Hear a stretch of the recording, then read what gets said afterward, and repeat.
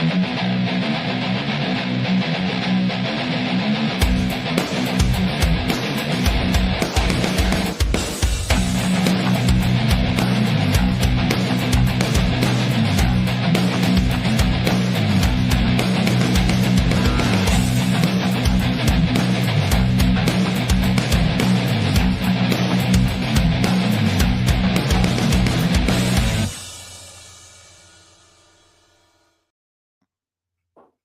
right. Welcome back to the Military Retirement Podcast. John, how you doing? Good, man. Happy 2025 to you. Happy 2025, man. How was it? How was your New Year's? Pretty calm, pretty relaxing. We did the unorthodox thing. We didn't go party. We didn't go hang out. We didn't go to all these crazy places. We sat at home. I brought some puzzles. I brought some Legos. Had some movies queued up. Cooked some good dinner. Just chilled. Popped some champagne at midnight, and then took a nap. Very cool, man. I did the complete opposite.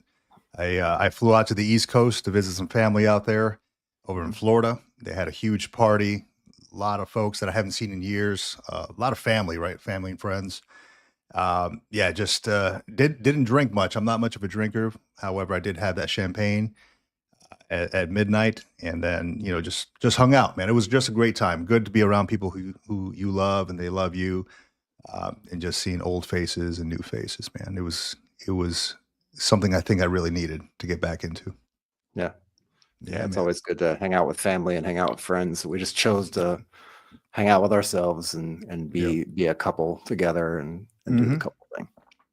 You know what it is? Every time I leave my home here in SoCal, anywhere I go, it could be like the most beautiful area. It's like I always want to come back here for some reason. Right. I'm either I miss my bed or I just need to get back to the grind. Right. It never ends, dude. It's like I want to get back into like the purpose. Right. I'm like, cool. We were out there for a week. Gotta, go around, travel around, see some sights, visit some family. Now I got to get back into it. I was like writing notes for the podcast. I was doing stuff for work. I'm like, okay, my actual first day of work is coming up since now I have computer access. So, right. So now it's like, how am I going to do this? Project planning, this and that. It's exciting stuff, but you want to get back into the grind after a while. It's like taking leave for too long. Remember we talked about that. Yeah.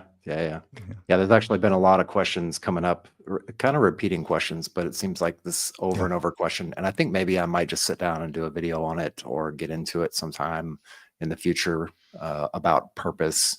I mean, we've talked about it at nauseum, at length. Many times, and just finding purpose, especially around the end of the year, November, December, that last quarter of the year, where everybody's trying to get ready for the New Year's resolutions and all this stuff. And we talked about the New Year's resolutions, and I think it's just a matter of like, do what you're gonna do. Continue going in that direction, and don't be afraid to just branch out of your comfort zone and just try everything you can try. Like in retirement, that's the beauty of retirement. At least that's been my experience so far, is you can do whatever you want. Like you can literally do whatever you want, as long as you got your bills paid for and all that stuff, of course. But if you don't try a million things, or you can revert back to your childhood ambitions, right? Where you wanted to be when you grew up, what was the thing that took most of your time, the things that engulfed you so much that you didn't realize you spent 5 hours doing it, and then it was kind of like going into like a dream state. Those kind of things, finding that purpose has been a real kind of topic lately. Yeah. So I'll tell you what, John, man, when I was a kid growing up, I wanted to be a World Cup champion. And I think those days are gone for me, man. I try to play soccer with my kids. The hips aren't keeping up with it, man. To be honest, the knees are hurting. I'm feeling it. So there are limitations to this. There are. You could buy a World Cup champion soccer team. Well, not yet, but maybe next year. Maybe next Soon. year. Yeah. So, John, I wanted to get into something that I was really excited about. I've been following this law that the VA talked about, or that went through the Supreme Court for a while. It was back in like April of 2024. I think we covered it. It was the Rudisill versus McDonough. It was a VA. They challenged the VA basically on the GI Bill. this guy Rudisil, he was a captain in the Army. He wanted to continue going to school. However, he was limited to 36 months from the GI Bill, right? He was asking, hey, what about the other 12 months since I served during both periods? There Right. was a lot of pushback on that, saying, hey, look, you only get one term, right? It's either GI Bill or the post 9/11. They challenged that. And now it was back in April of 2024, the Supreme Court actually came out with their opinion, and now they actually put it out on their website. The VA did, and we got so much questions about this, like, hey, when's it going to take effect? Because a lot of people were calling the VA asking about it. The VA didn't even know, and this was like Right. right after April, after we announced it, and after it like went all over the news. So the VA has now, if you want to pull it up on your screen, yeah, the VA has now officially come out with that, and they have expanded access to the GI Bill benefits for veterans who serve multiple periods of service. There are some stipulations, though. You have to have served during both periods. Right here, let me read it straight off of here. Yep. Under the previous policy, it says eligible veterans who served at least 2 periods of service were limited to a maximum of 36 months of GI Bill benefits between the Montgomery GI Bill and the post 9/11 GI Bill. Under the updated policy, that limitation is removed, meaning that eligible veterans can now qualify for up to 48 months of total GI Bill benefits. This policy change also means that many veterans who were previously limited to 36 months will now be eligible for an additional education benefit. Specifically, veterans who served at least 2 qualifying periods of service, one that qualifies them for the Montgomery GI Bill and a second that qualified them for the post 9/11 GI Bill. So that's huge, man. It's going to be like there's like I think they threw a number out there, a little bit over 1 million veterans who are eligible for that, and not just for the education portion, but also for like the BAH portion that comes along with that assists you to pay for that, right? I mean, at least here in Southern California, the BAH is insane. E5 with dependents is like 38, almost 4,000 a month. You know, if you're transitioning from the military to civilian and you need that extra cushion just to finish off, like say your bachelor's or master's degree, this will help you out a little bit. Yep.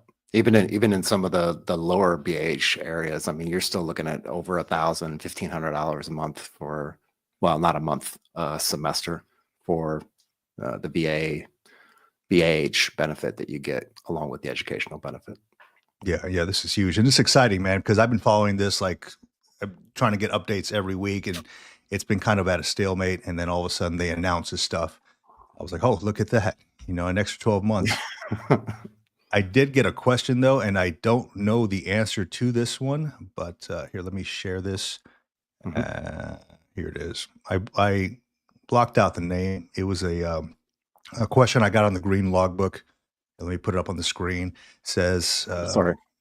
no, you're Sorry. good. It says, in boot camp, I chose to invest the $100 a month for the year in the Montgomery GI Bill. And shortly after I got out, began using the 9/11 GI Bill. Am I eligible to utilize the extra 12 months if I invested into it?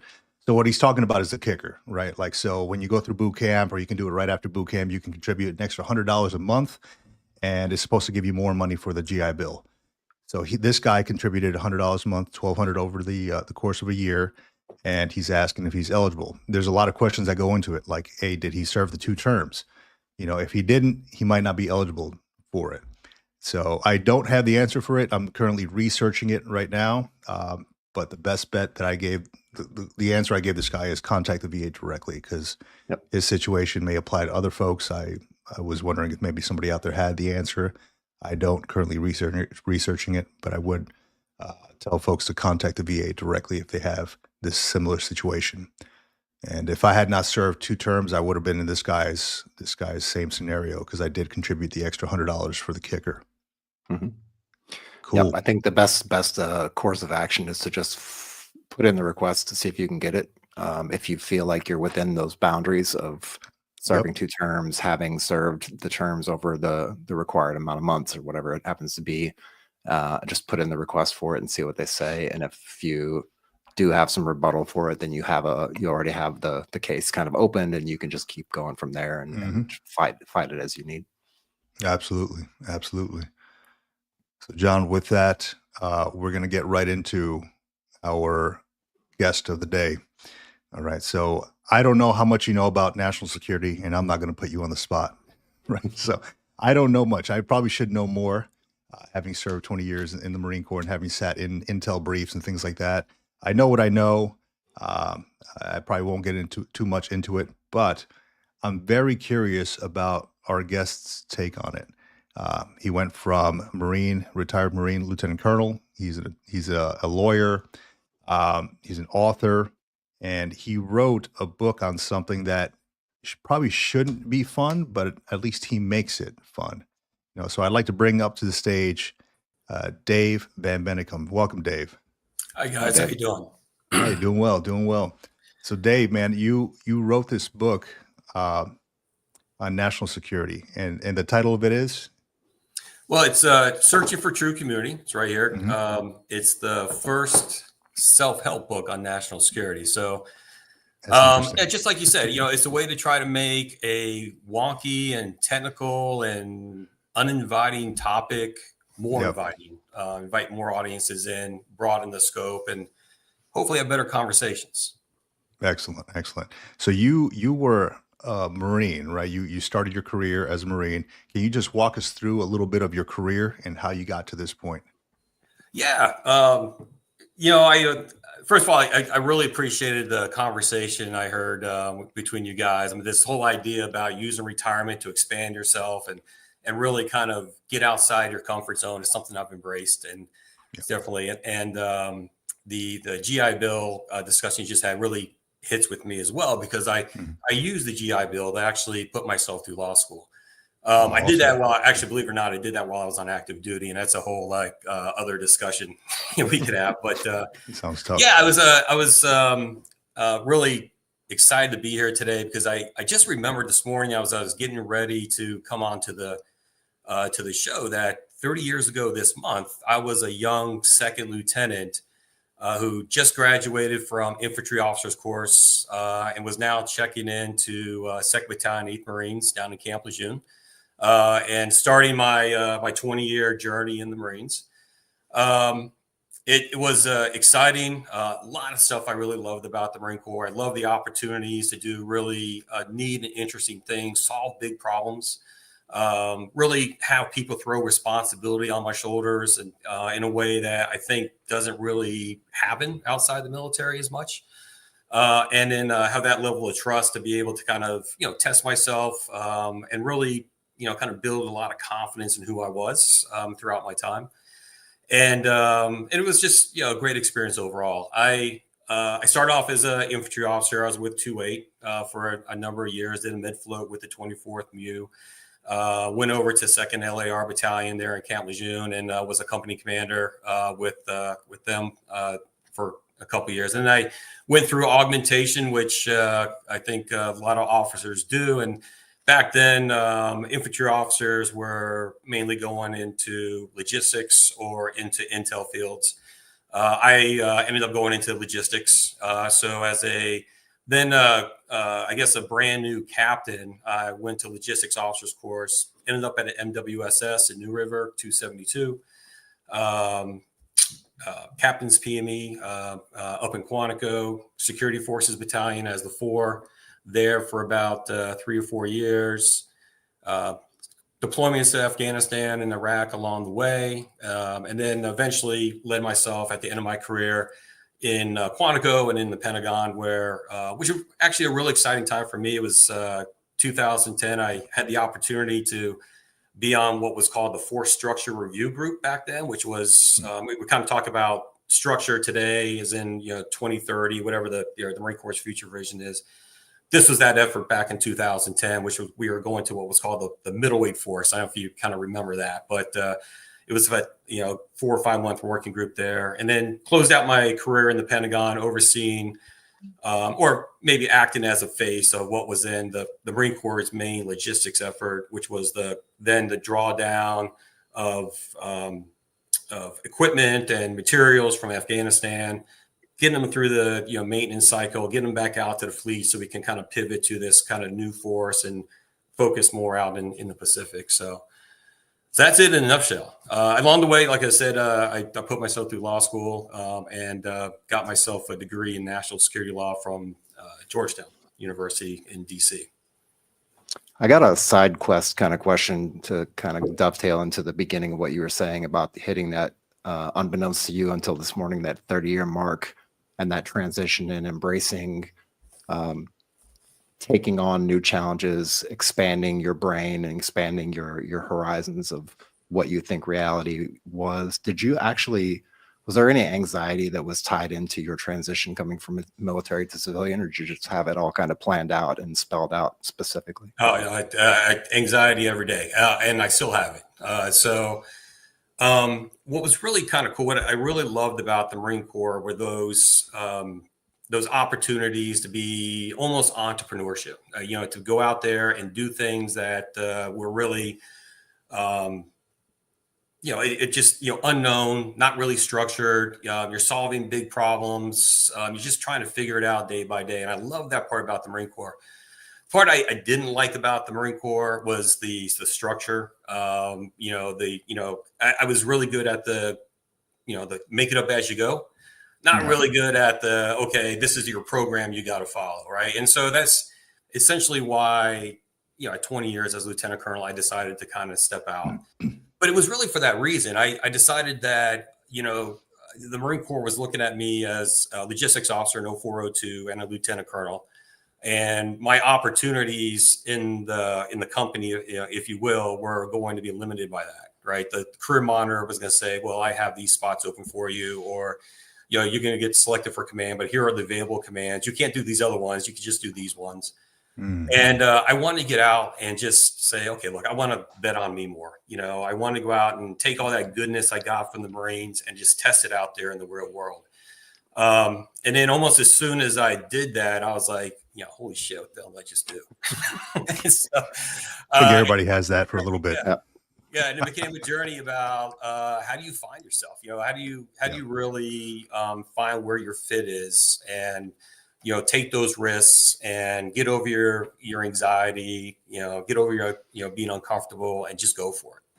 So so to your question, every day. I mean, even today, this morning, kind of thinking about coming on to this podcast, I was kind of working through my mind. Okay, what am I going to talk about?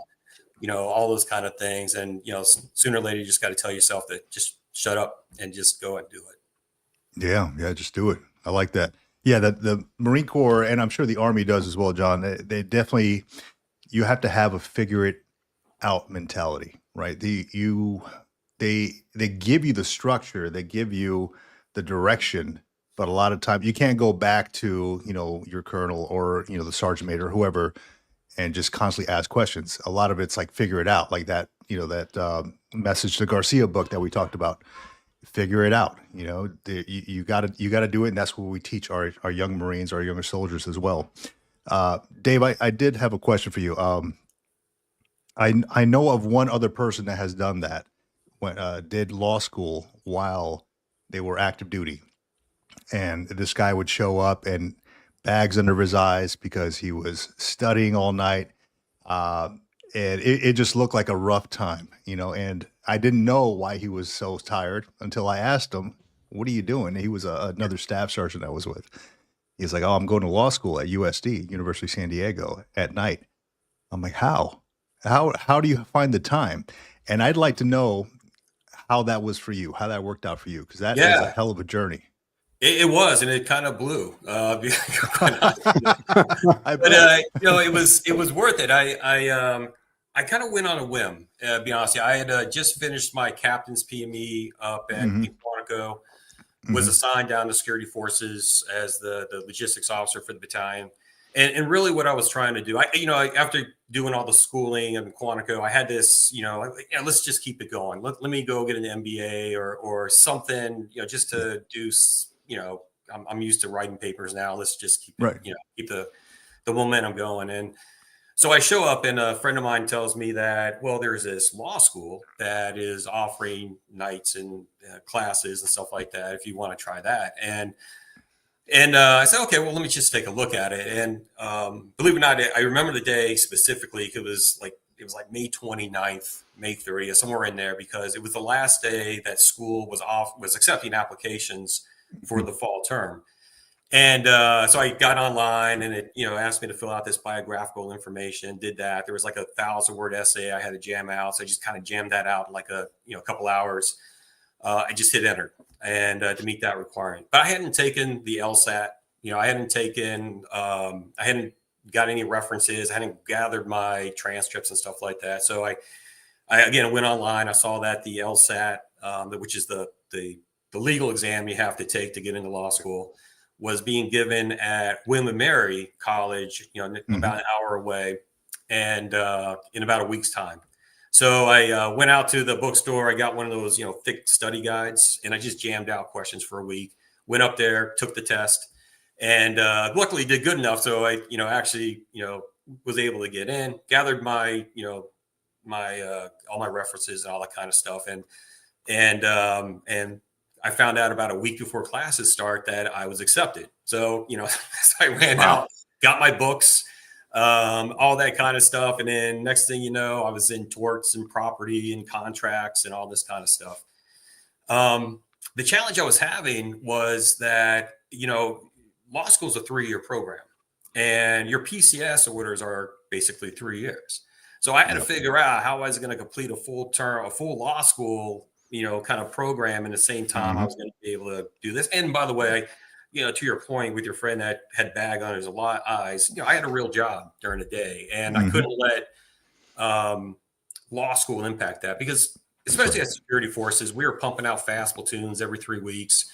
It was a big reorganization at the time. We were closing down security force companies overseas.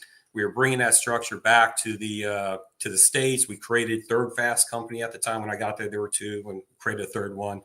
We had a big logistical problem where at the time, even though we were part of this anti-terrorism brigade, as they called it, we were kind of tip of the spear.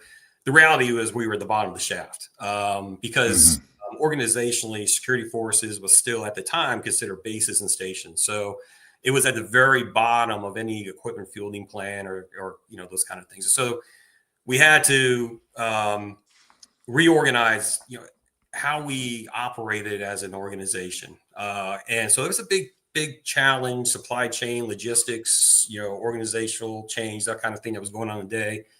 And I had to cram in a full load of law school at night.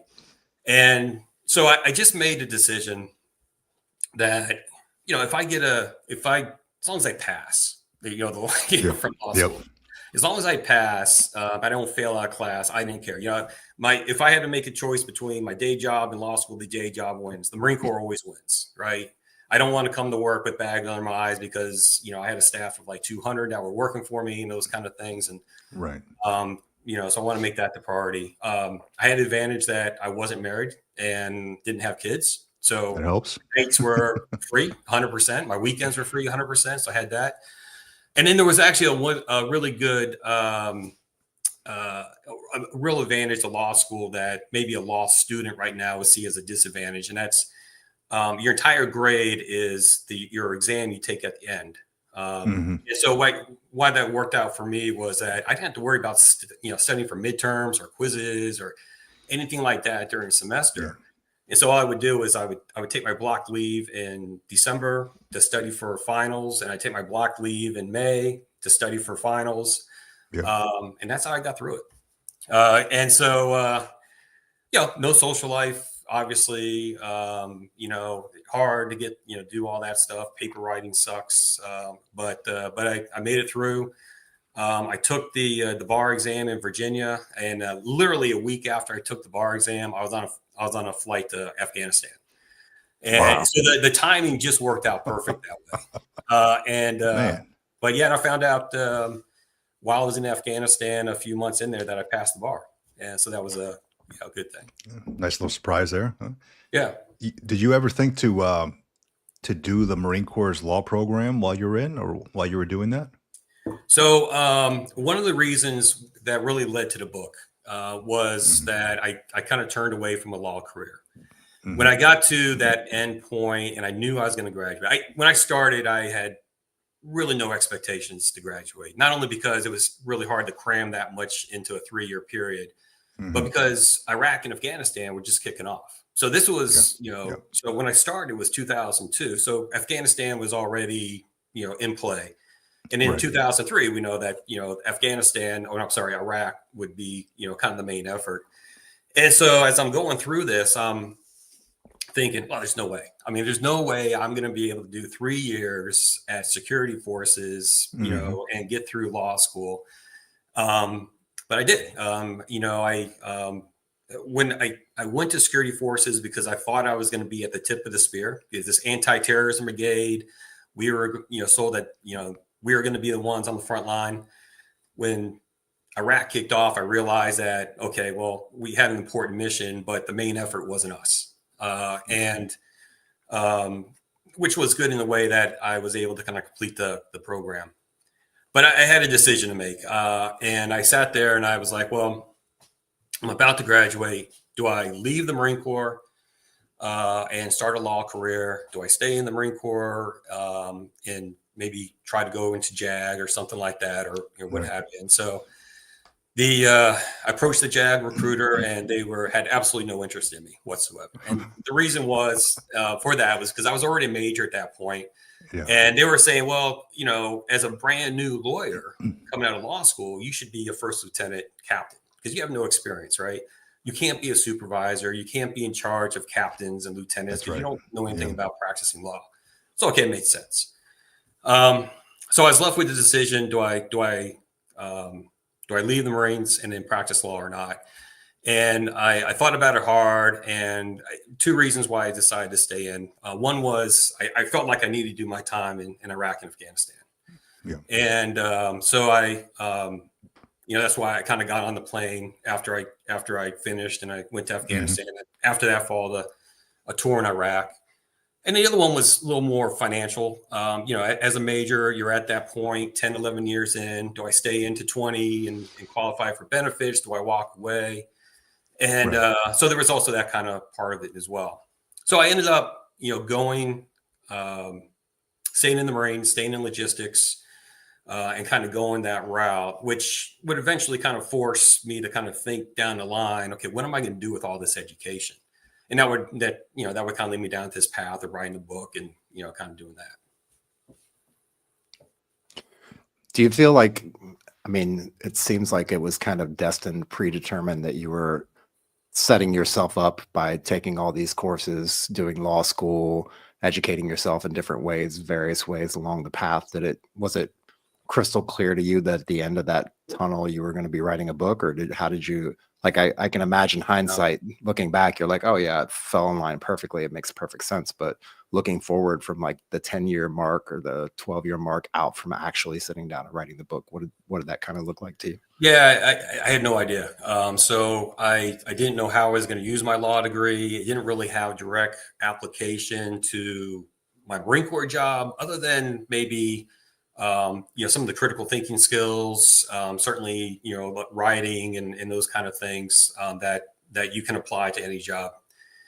Well, what happened is I told you earlier, I checked into the Pentagon. I was on this force structure review and did this stuff with the Afghan drawdown at the time. And but somehow I came across kind of my screen or whatever, that Georgetown Law School in DC was starting a national security law program, and they you had to pass the bar and pass law school and stuff like that. And they were offering an advanced degree called a Master of Laws, which is, what I talk to people about is usually, if you think about like a doctor who gets an MD and then does a residency and maybe a specification, it's something like that. Maybe not a great comparative, but similar. So people who go on to get their Master of Laws tend to be law professors and stuff like that, because they specialize in this one area.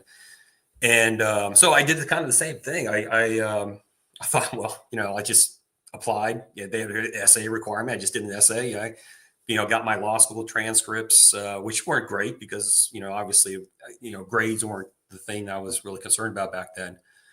But, between my Marine Corps experience and having to meet the minimum bar, I got in. And so suddenly I found myself in this classroom where there were military JAGs who were there for their advanced PME. Yeah. There were human rights people who were there, from their perspective. There were staffers from Capitol Hill. There's this mix of different people who come together in this national security world that were all in class with me. And, it was, again, really exciting, hard to manage because I had my day job in the Pentagon, but, I was able to get through it. I was kind of battle hardened at that point. And then I went off and kind of got my first job outside the Marines. At some point, I just started to think to myself, I invested so much time in this. Not just time, but money. I spent through all my GI Bill, right? And I killed myself to kind of get through all these programs. What am I going to do with it? I didn't have any real application. Now I'm in my early 40s. There isn't a law firm in the country that's going to be interested in me. Government work wasn't available for practicing law. I could probably do a solo practice if I wanted to do something like that, but that transactional stuff, the same thing that was kind of bugging me about the Marine Corps, the structure of being a lawyer wasn't really that exciting. And so I turned to my wife and I said, I think I want to write a book. And she turned to me, she says, about national security. Yeah. And she turned to me, she said, Dave, that is the most boring idea I've ever heard in my life. Can't you find something more interesting to write about than national security? And it occurred to me that, for most people it is boring, right? We tune out. And I thought, if I could do something where I can appeal to her, where I can make it inviting to her, that she would engage, then maybe I could do something unique. And like you guys were talking about earlier, kind of stretch myself, kind of challenge some of the status quo about how we talk about it and get away from the formality. I talk a lot about ditching the suits and going to California casual, when the way we want to talk about national security. And so I kind of set out to do that. And it was about a 3-year project, a little over 3 years to get the book done. But really, when you look back to my first day of law school, it was a 20-year journey to kind of get to this point. So Dave, who is the book geared towards? Is it towards somebody who knows nothing about national security, or is it for somebody who to further their knowledge of national security? I like to say, I call it a self-help book because the idea is to bring the experts and the laymen together, right? And the way I always explain it is, we turn to self-help every day, whether it's, to learn more about our health, our financial future, whatever it may be, we turn to it because we want to ask better questions about what we care about most. And what I tell people is we should have, really advanced discussions on, medical care, and we should be kind of pushing these scientists to achieve the next breakthrough. And I should be able to have a good conversation with my doctor about my healthcare, right? We should have people who are in finance that build these really complicated financial instruments, and they for us to invest in. And I should be able to talk to my financial planner about which investments are best for me.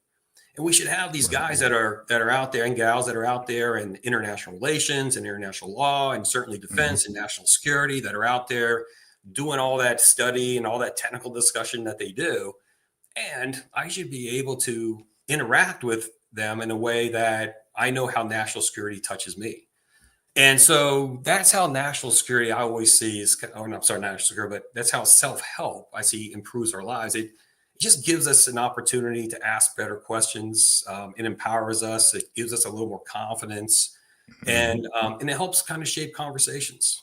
My mother was telling me, when she was young, her conversation with her doctor was much different than it is today.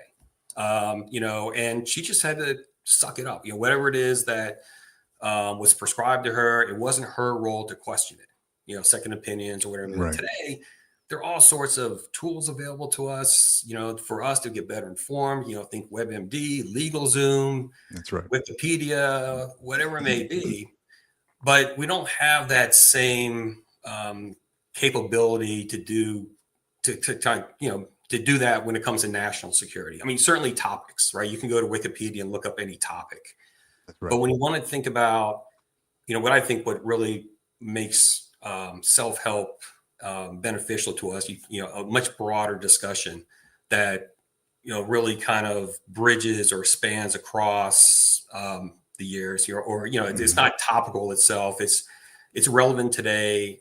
It's relevant 20 years from now. It's relevant 50 years from now. So, you think of a Rich Dad, Poor Dad, or, a Dave Ramsey book or something like that. They talk about fundamentals.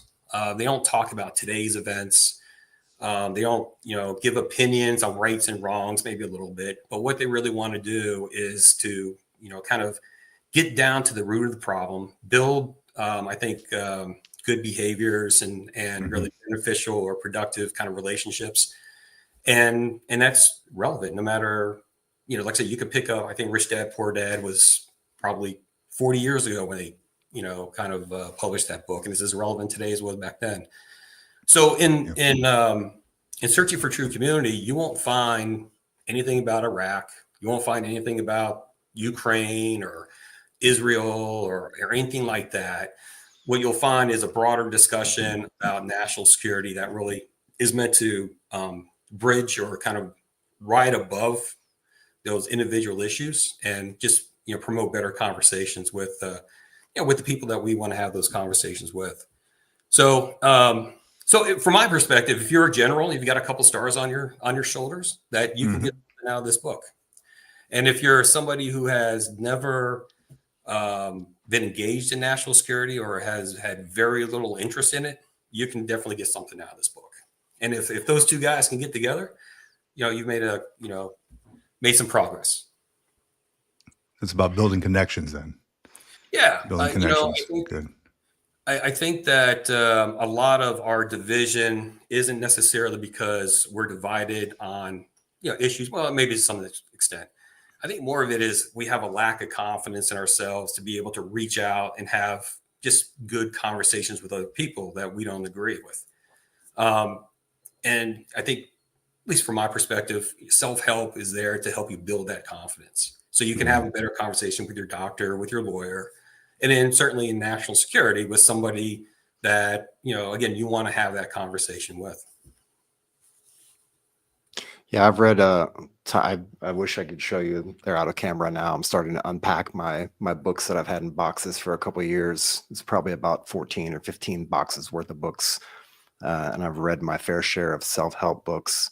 And I feel like the self-help genre in general is there to allow me to be able to speak intelligently on any subject, whether it's track and cross country, whether it's skiing, whether it's working on cars, if it's mental health, agility and resilience, like those kind of things are for me are what self-help books are about. They do have a kind of like a clickbaity kind of aura to them in most cases. But if you dig into it, and one of the things I like to say to people when they're reading any books is really like, if you can pull out one or two golden nuggets of information out of the book, then I think you've achieved the kind of the standard for being able to read, comprehend, and then getting some usefulness out of that. $5, $10, $20 you spend on the book, or in the case of our book, $2. But I do want to ask you, $2.99, John. $2.99, $3. It's a discount. I do want to ask you, as far as national security goes, and I'm not sure if you dig into it so deeply, because it sounds like you're trying to stick to the fundamentals, the core concepts, but from an outside perspective. And I imagine you've done a ton of research putting this book together, not just yourself, probably some other PAs and stuff to help you out. How do you feel now in 2025, where the lines get blurred between government transparency and national security? And the reason I ask this question is because there's a lot of changes coming down the pipeline, a ton of changes specifically for veterans, veterans benefits, the VA healthcare system. Just happens to be an extension of all that change that's coming down the road. As far as government efficiency, government spending is always a topic, year after year after year. Where do you feel like the lines blur, and how do we keep from crossing those lines of government transparency and then, you know, threatening national security? Yeah, I think that there's always there's that struggle, and you know, one of the hard parts about writing itself. Let me back up a little bit. For self-help to be successful, you have to have a connection to it. All right. And so you know, it works with healthcare, it works with finance, it works with us because we have a natural connection that, you know, we want to be successful in our future. We want to be informed about how to live better lives and stuff like that. National security isn't really as easy to make that connection. And so one of the things I really set out to do to, you know, to kind of get to your question, I'm kind of taking a long way around here, but is to kind of connect the reader to national security in a way by taking these big issues and bring them down to your local community. So I call it searching for true community because the way I want to make that connection is that, you know, you don't have to have a degree in international relations to really understand, you know, how communities work because you live in them every day, right? So every house that you live, you know, has a different family. They likely have practices of a different religion, have different cultures, and are, you know, just different from all the other, you know, houses and families around them. And even though they're different, they all agree that there are some common sense rules that we should have, right? In order to work together, right? And, you know, in our communities, we might have, you know, don't park your boat on the front lawns, keep your, you know, your yards manicured, all those kind of things. But we also know that when something is really important to us, when we're very emotional to it, yeah, we might start to kind of question whether those community interests are starting to intrude upon our self-identity, right? So we might decide, well, okay, well, you know, the community has a rule about not putting up a political sign. Well, you know what? I'm going to put mine up. Boom. You know, I'm going to park my boat up on the front lawn because, you know what? That's just who I am. Or I'm going to put an obscene number of holiday lights. And so we've all had that struggle where community norms and self-interest collide. And so I make that connection really to national security as well. And so, you know, this debate that we always have about, as a nation, how much of ourselves are we willing to give up to the larger international community? So you think about, you know, the United Nations and these big kind of treaties around human rights and climate change and the law of the sea and all this kind of stuff. We have this conflict between, you know, how much of that stuff are we willing to allow to change our behaviors, you know, to kind of impact who we kind of identify as ourselves. So to get to your question, it's you know, it's that same struggle, right? It's that, you know, we have a community norm as a democracy that we want the transparency. We want to hold our leaders accountable. We want them to know that that you know, national security touches us, right? And it's by design, right? It's there because we want to ensure that, you know, their self-interest to achieve whatever they're trying to achieve isn't done at our expense, right? And so we always have that struggle between how much secrecy and you know, they want to hold on to, and how much transparency we want because we want to be informed about our own future. And I think that's a line that that we never really quite resolve because we never really always agree on what should be secret, what's in the best interest of the community, and what's in the best interest for ourselves. So I think, you know, I don't know if there's a solution to it. I think that you have really great journalists and you have people out there that are putting in the FOIA requests that are really kind of they're out there every day, you know, not in the spotlight, questioning the government agencies, really poking at them hard. You know, they're out there, the nonprofits, they're trying to raise money, those kind of things in order to do their good work. And I think as long as they're out there and they're testing the systems and they're testing those leaders, then I think we're probably in good shape.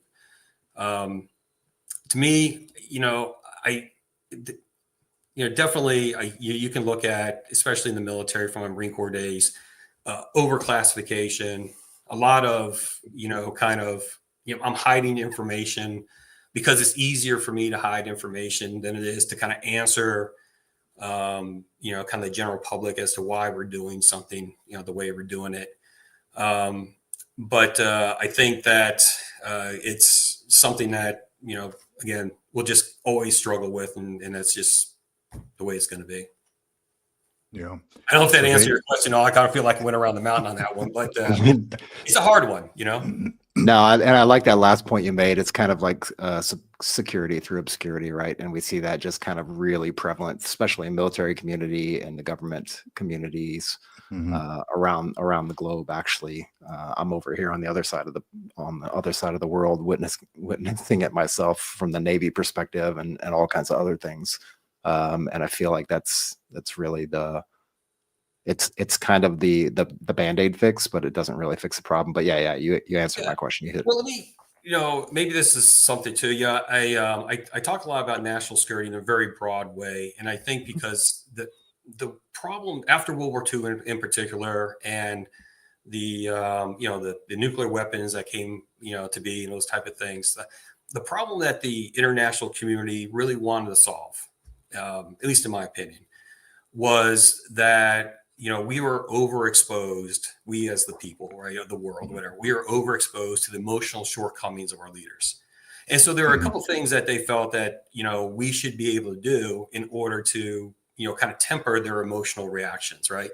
One was promoting democracies around the world, right? So the more of us that have a say in our future, the less likely that those leaders can actually ignore us and just kind of chase their personal ambitions. So you can see, especially here in the United States, right, taking this leadership role in promoting democracy and kind of spreading, this idea of self-determination, not just to promote people, but also to kind of deter conflict in the future.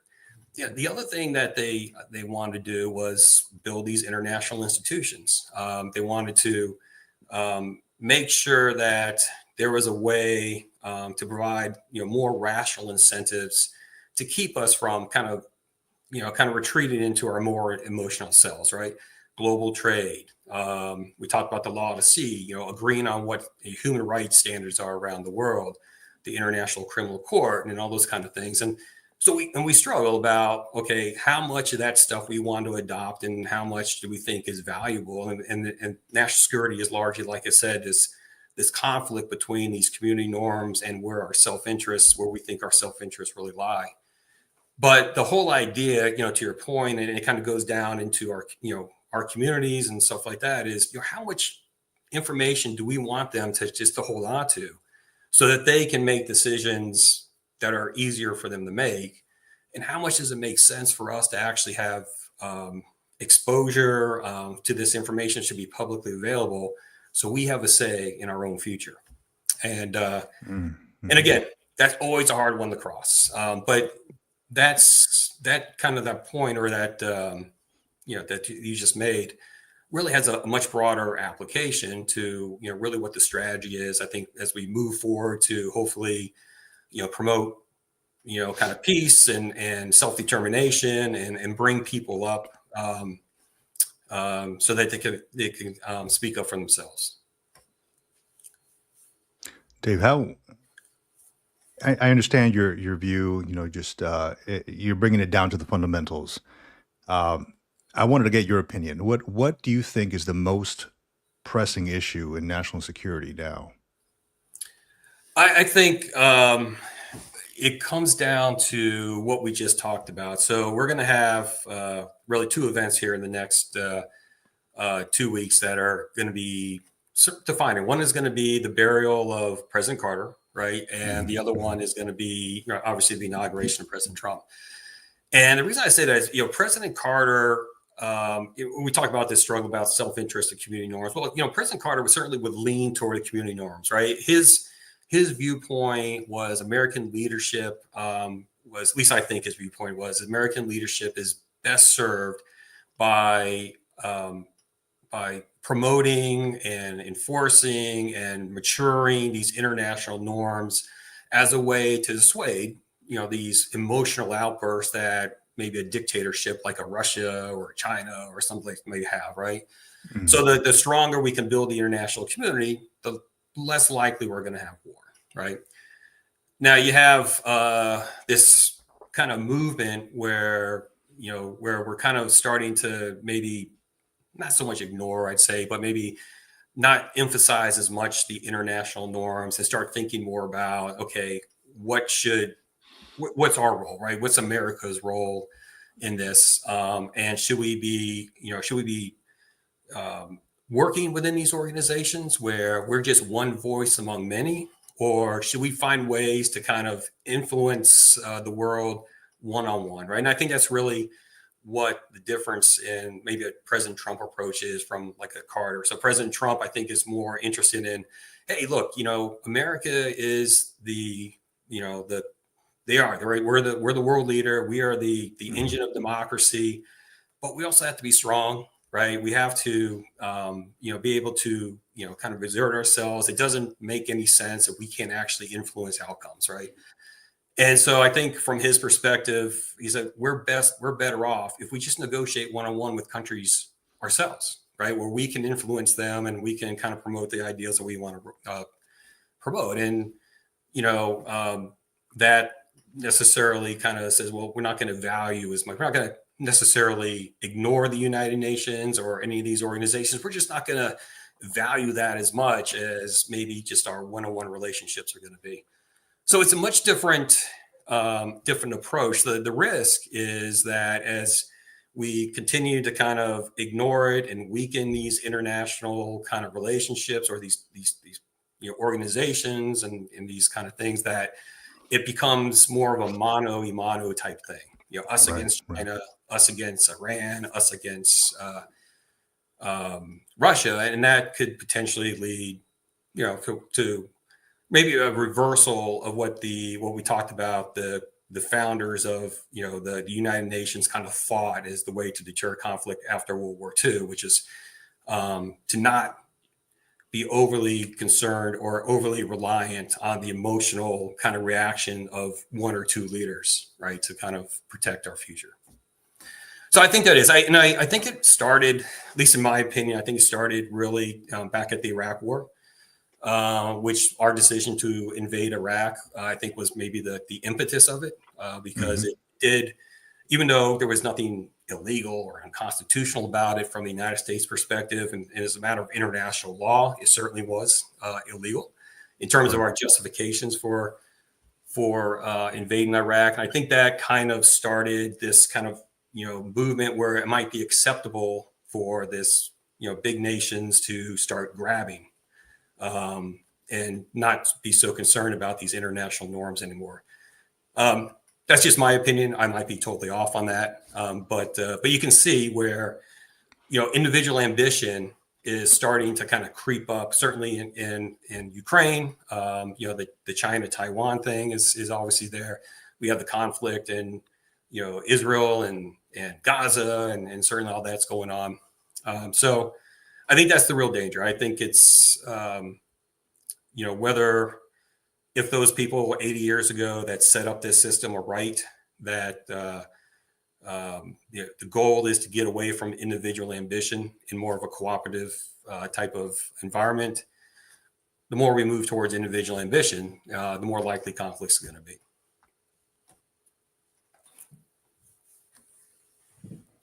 Yeah, it's really good.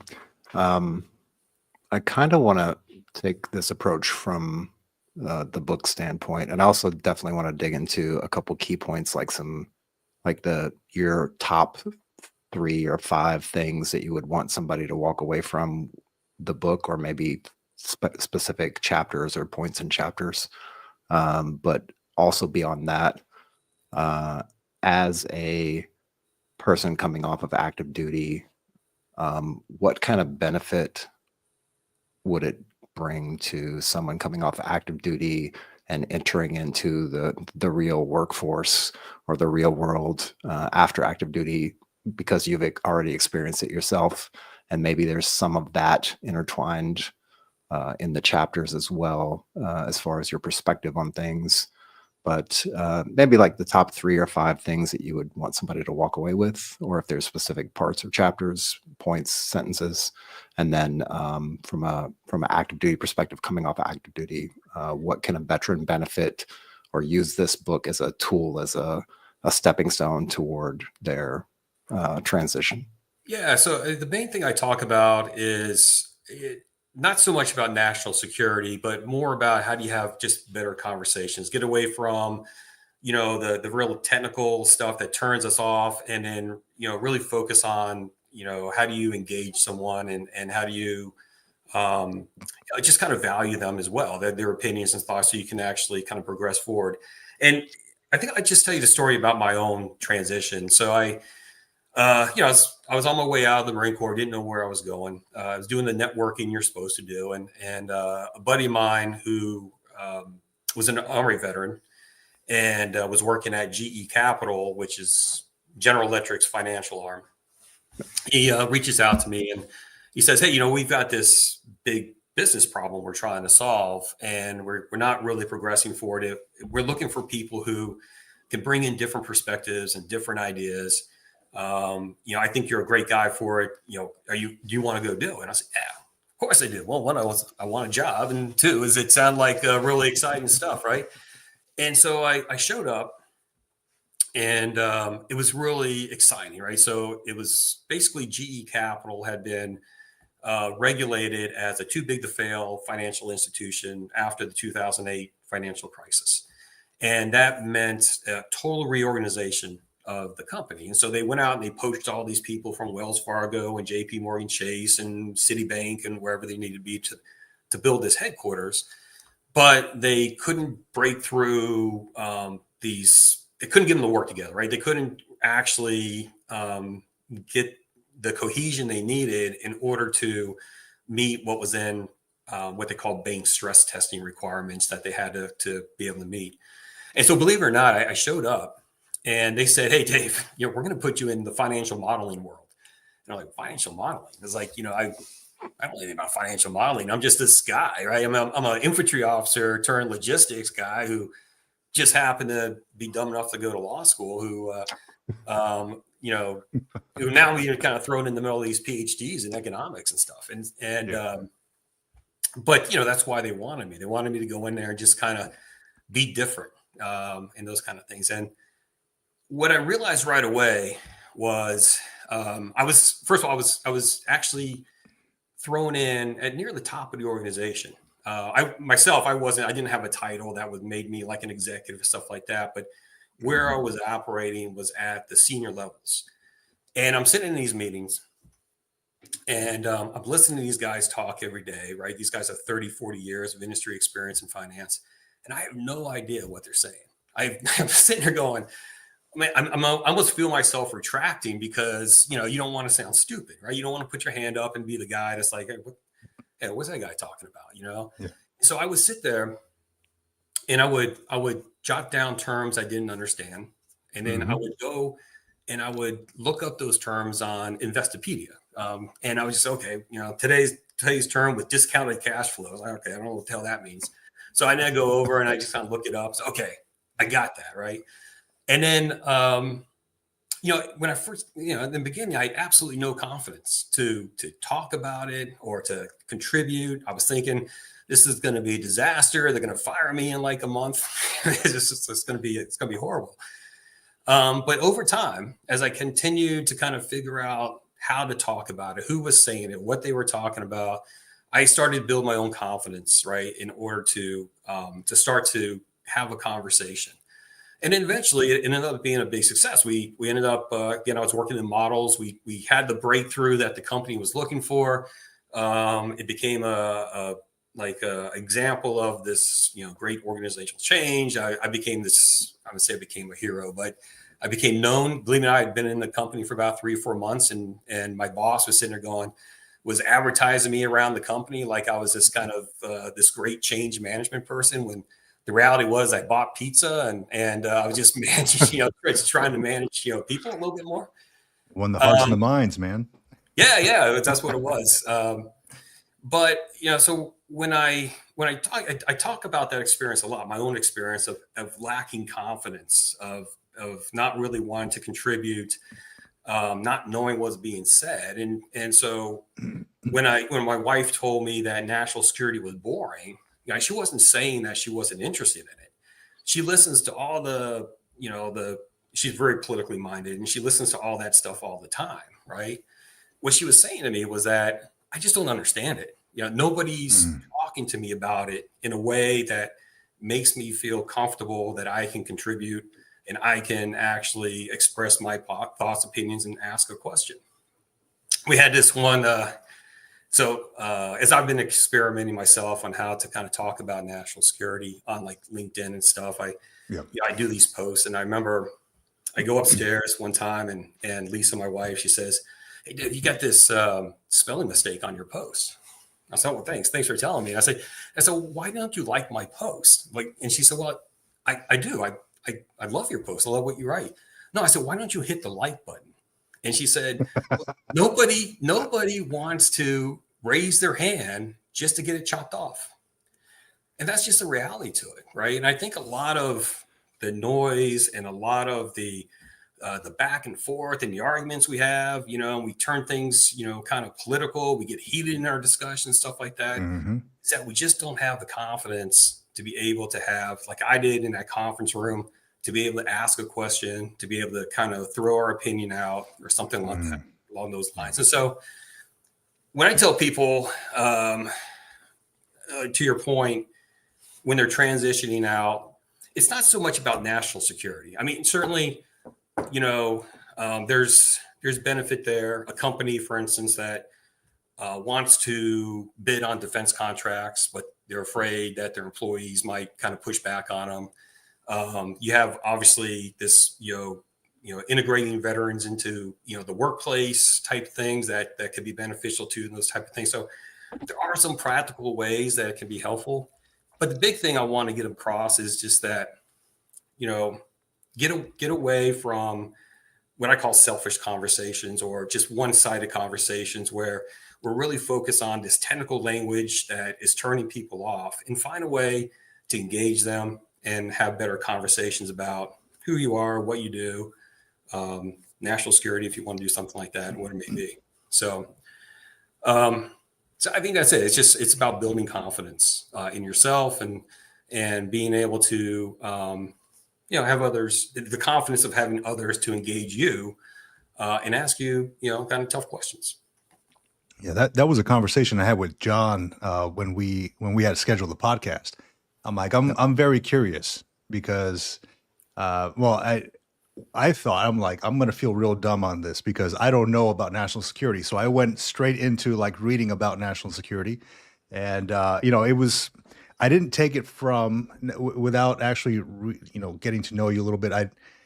I didn't take it from the fundamental point. I took it from the higher level. Like, let me see what national security is all about.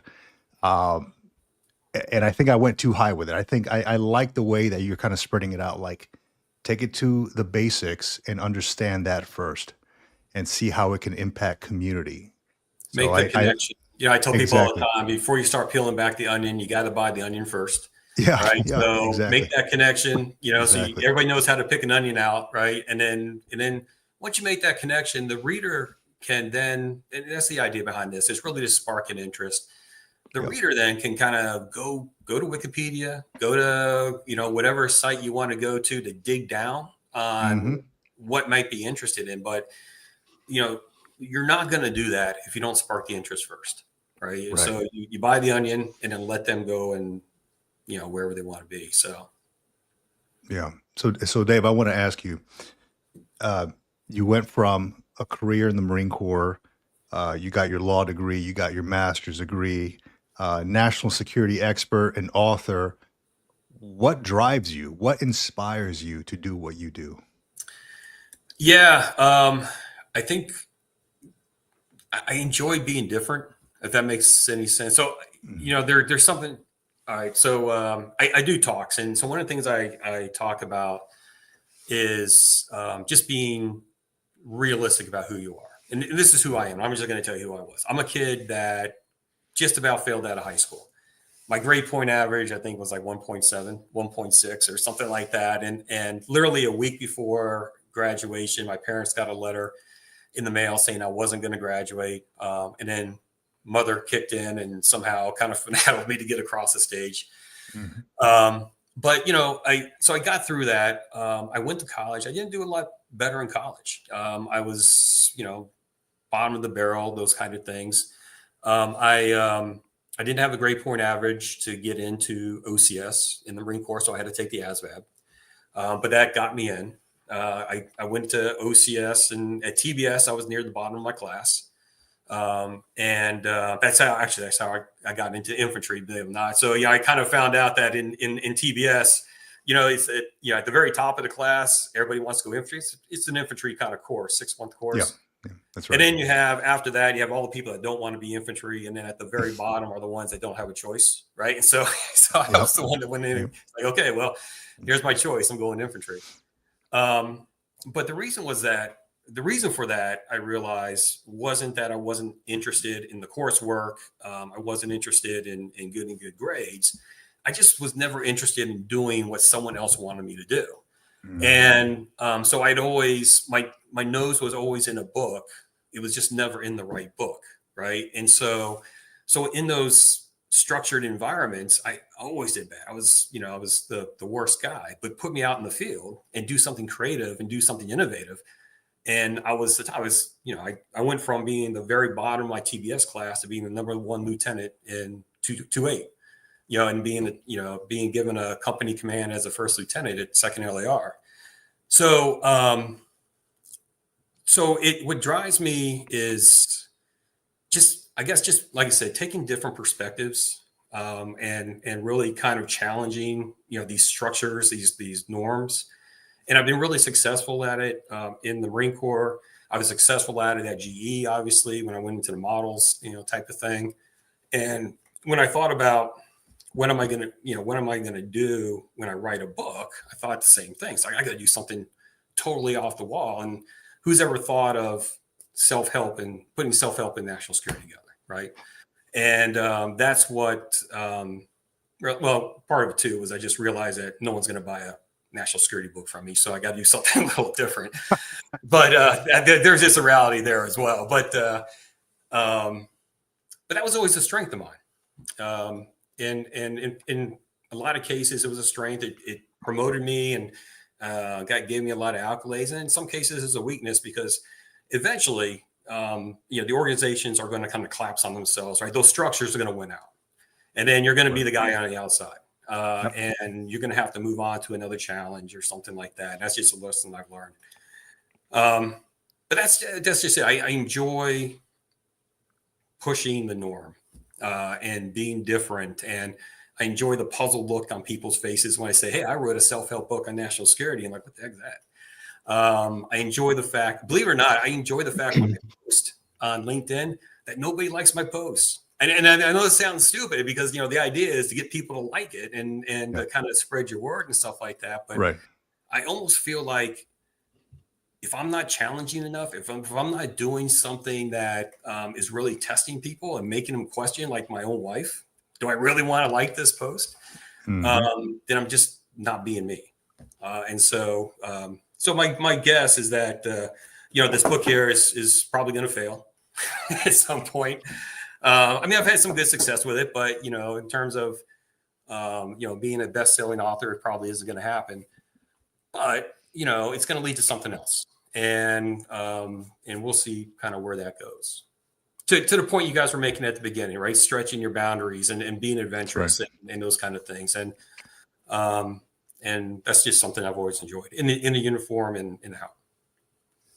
Well, don't call it a failure yet, because I just bought the book, so I'm in the middle of reading it. I'm enjoying it so far. I just got to figure out how I can get a signed copy on my Kindle. Well, I'd love to take it to you. I think it's hard. One of the struggles I've had with it is, how do you demonstrate it? So I always thought, well, maybe I should go to Instagram and I should go to TikTok, but how do you demonstrate a book? So I thought, mm-hmm, like you're cooking or you're baking a cake or you're doing something. And I've really struggled with that. And I've struggled with making the connection. When I first started posting about it, I kind of went the technical route, right? I thought, okay, well, I'm a Marine. I'm going to try to appeal to those military guys. And so what I'm going to do is I'm going to take this event that happened in the news, and I'm going to map it to a passage in the book, and I'm going to show value there, and all the, all my fellow Marines and stuff, they're all going to come in to buy the book, and they're going to tell me what a great guy I am. Well, it didn't work, right? And so, so I realized, okay, going the technical route wasn't going to work. And then, since you're reading the book, there's a lot out there about economics and social science and, those kind of things, which is really the message I want to get across. So I thought, well, okay, I'll start relying on that. And that didn't work, right? I mean, because it's national security after all. Who wants to read a book about national security? And eventually I realized that I didn't have the skill set to really make a connection. So I went out and I found a coach, and she started kind of talking to me about, what we just talked about, which was, or reminding me, I guess, of what we just talked about, which was, know your audience, who you actually talking to, right? And what are they interested in? What are they concerned about? And what it comes down to is, well, they're concerned about their own future, right? They see what's in the news every day. They hear it on the radio, but they don't know. I mean, I don't know. I kind of listened to it. I went through all this education. I wrote a book, and I sit there and I kind of scratch my head sometime if we're going to take over the Panama Canal or buy Greenland or something like that.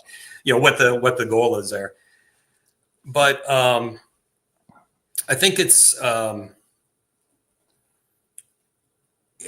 so it's really about, so what I just came to realize is that it's really about how do you have good conversations.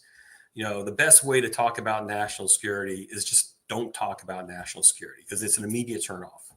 Talk about having good conversations, talk about engaging with people, talk about, and how do you apply that, like we just talked about, to your workplace, to your personal relationships, to whatever it may be. Think about it in a way that we engage self-help on any subject, right? Which isn't necessarily to get wonky and technical, but to just empower us. So again, we can ask, what we talked about earlier, better questions of those that we want to ask questions of. And to your point, John, earlier, is, that's how we ensure that, this kind of natural, I think, desire to hold on to more information, if you're in the Pentagon or in the State Department or something like that, is challenged by us, who are like, hey, you know what? I'm a little better informed about what's going on in the world now. All right. And so let me ask you a question. Why are you holding on to this? And that's how you progress forward. And that's how we make change. And, and hopefully have better conversations with each other. Yeah, I love that. I don't want to take up all of your time. I do want to hit on two things before we wrap it up. I know we're getting a little over an hour, and we can go all day if you want. That's also an option. Is there anything that we didn't discuss or bring up or talk about that maybe you want to bring up? And then after that, I'm going to bring up one question from Facebook. The rest of them, if you wouldn't mind, whenever you got time, sometime later in the month or in the week or whatever, to jump into YouTube and you can answer. Yeah, the only thing I would say is, the only thing I would say, maybe it's just my last thing, is that this, we're kind of in this, we're feeling less confident in ourselves, right? We're in these, kind of debates about, what is the future of America? What is our future in the world? We talked about this intersection between self-interest and community norms. And what I would just say is that this is not a new conversation.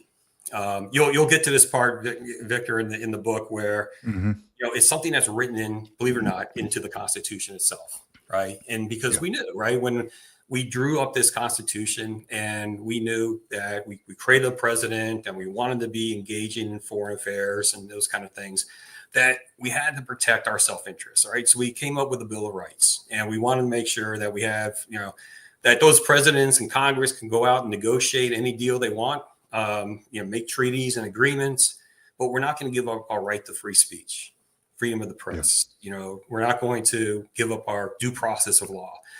These are the kind of things that we're going to determine for ourselves, right? And that's where this conflict comes in. So, go back to our community analogy. I think the way I like to put it is that, all the houses are different, and they have, different families and different cultures, all that kind of stuff. And we might say that, okay, we need some rules to make us all work together as one community, but we might also balk at the idea of the norms coming in and telling us, what color we should paint our walls, what pictures we should hang inside of our house. And so there's a difference between international law or these treaties that regulate the relation between nations, right? Trade, maybe law enforcement, stuff like that. And then they're the ones that kind of tell us what we should be doing inside of our house, human rights, climate change, those kind of things. And you can see that those are the ones we typically push back on, because those are the ones that kind of get at our self-identity. We kind of say to ourselves, well, who are you to tell us what I should be doing in my own home? Right. So it's a conflict that is existed since we drafted the Constitution. It's a conflict that certainly is amplified today, and it's going to exist 50, 100 years from now. And in the end, it's what the book's about. It's that conflict of what the book's about. And that's why I say being relevant today, being relevant 50 years from now, being relevant 100 years from now is kind of the idea. So with that, I'll just get off my soapbox a little bit. That's beautiful. Let me grab this one question. There's two actually. This one, and I think we've already answered it in the chat as well, but I'll let you answer that if you would like to. Is the book for regular citizens? And I believe the answer is yes and yes. So yeah, but let me just say this: it's advanced thinking. So let me. I don't want to drag this on too long because No, go ahead. No, we got don't time. go. The way I wrote the book was it was less writing and more sculpting, I would say. So what I did was I took all those legal papers I wrote, all those class outlines on international law and constitutional law, that kind of stuff. I threw it into one document, came out to like 1,300 pages. And then I had to set out to figure out, how am I going to whittle that down to under 200 pages and tell a story that, to the questioner's point, is engaging for the average person. And so that's what took me 3.5 years, is kind of getting that story across. So there are two aspects of it. One is advanced thinking. So you're going to have there's a lot of legal stuff in there. We talk about the International Criminal Court. We talk about the law of the sea and all these kind of things, but it's written as a story. So plenty of analogies, pop culture references, things in order to kind of engage the reader into, what this kind of, discussion is all about. So it'll be challenging. It's written for, the average citizen to come in and read.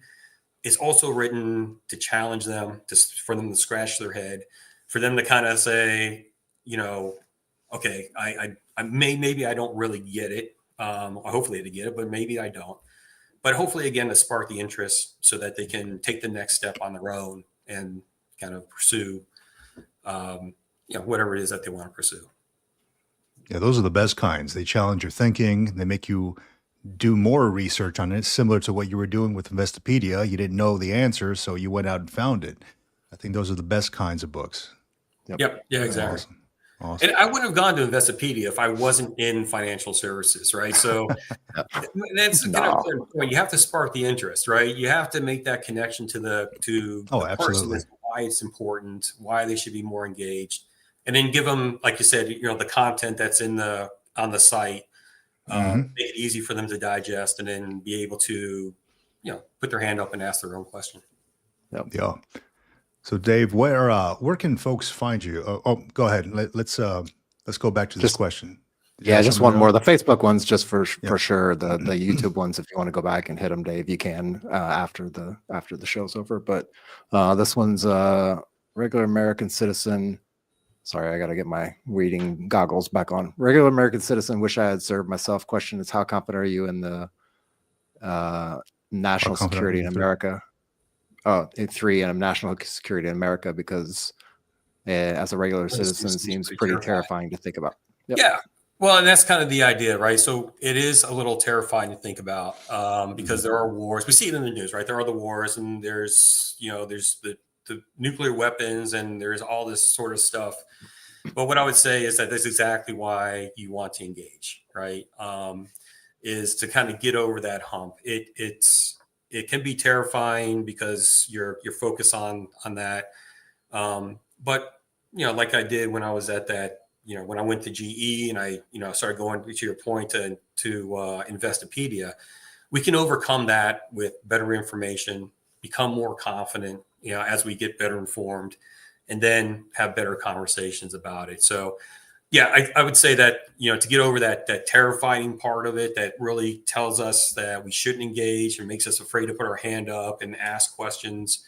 We want to have this. Well, that's exactly what the self-help book is for. And then go from there. Excellent. What about you, Excellent. Nick? What do you think about that? About the future of America, I think I read a lot about these countries. They're usually like the happiest countries in the world, Norway, Denmark, and I'm seeing what are they doing that maybe the US isn't doing, but they are, homogenous cultures. They have one way of thinking, similar to when I was like in Japan, right? That's like the way of thinking. Here in America, I think we have a plethora of different thoughts, religions, ideas, and you're not going to get everybody on the same page every time. It's just never going to happen. Well, that's true. And let me just say this. I think to the last question I was reading,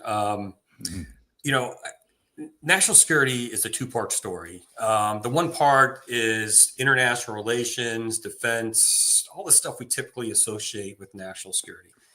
The second part is really a story about you, right? It's your ambitions, it's your goals, it's what you want to do with life, living your best life, and those two parts compete, right? And that's what kind of makes things terrifying. And so when I talk to particularly defense people, and we hear this, well, we need more weapons and more ships and tanks and whatever it is we need.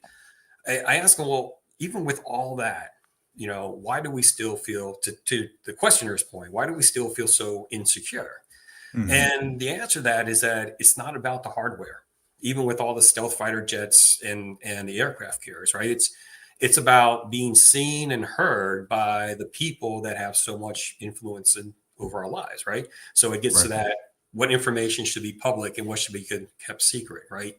How much of a voice do I have in my own future? And as I always say, the solution to that is become better informed and asking better questions of those people. And I think that's what we need to do. Yeah, that's excellent. Excellent.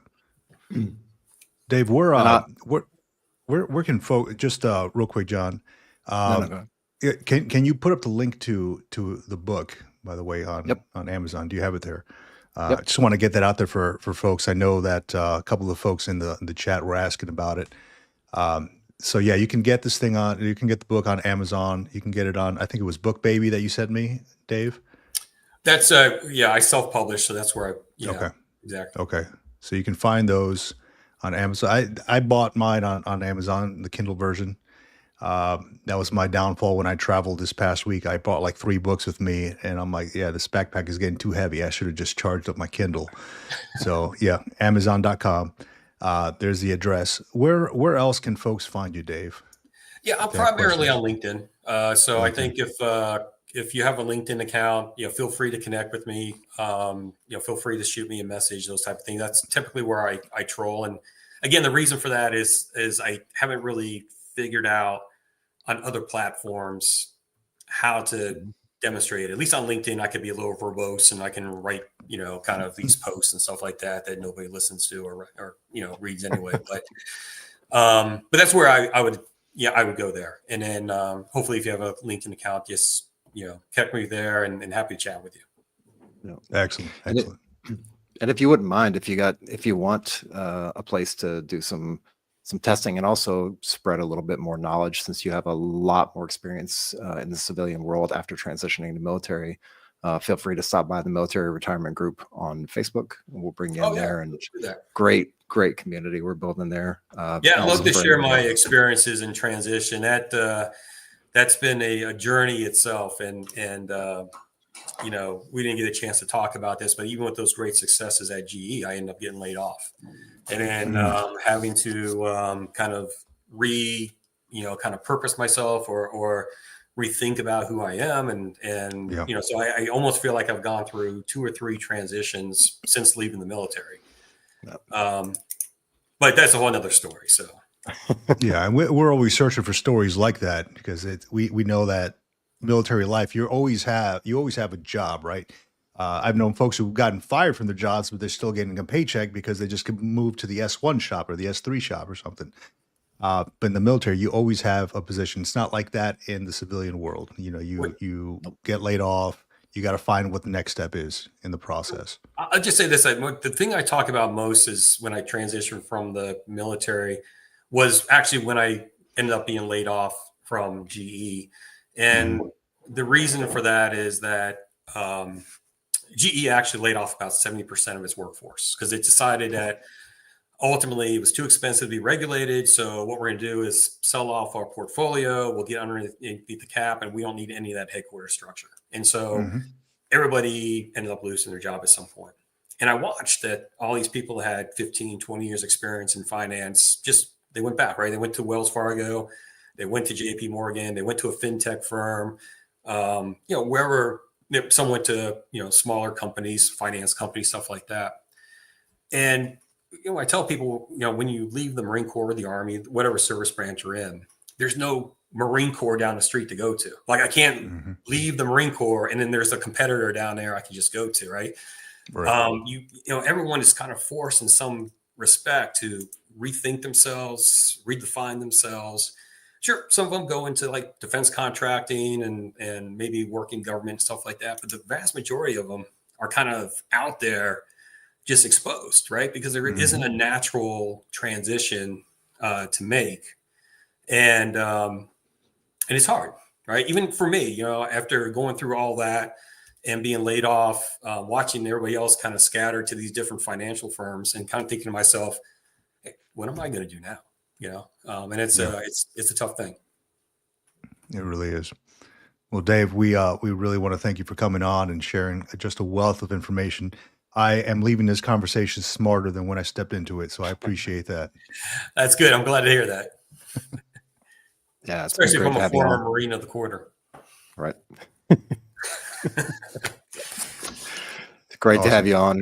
Great conversation. Really enjoyed. If you ever want to come back and hang out with us, by all means, just reach out and let us know. And well, I'll definitely connect on Facebook with you guys, and then I'm happy to come back and share. Whatever story you guys are willing to listen to. Sounds like a plan. Sounds great. Thanks for coming by, Dave. Thank you so much. Appreciate it. All right. Man, that was a great conversation, John. It really was. I learned a whole lot, and I can't wait to get into this book. Just the opening part of the book, and I won't put it out there, but it grasps your attention. It really does. So, I'm really looking forward to it. Yeah. I've read a few parts of it here and there. I haven't read the whole book, surprisingly, because I've been trying to unpack all my household goods.